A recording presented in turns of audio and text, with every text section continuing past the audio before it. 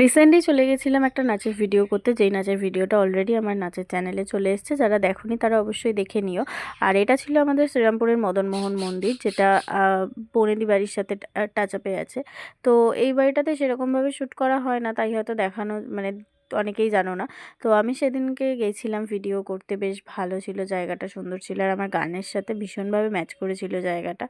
তো আমরা তারপরে শ্যুট করতে গিয়ে আমি নাচের শ্যুট করতে গেছিলাম আর মৌ গিয়েছিল ফটো শ্যুট করতে, কিন্তু বাই এনি চান্স ওর কাজের ওখান থেকে ভিডিও কল চলে আসে আর ও কোনোভাবেই ভিডিও ফটো করতে পারে না।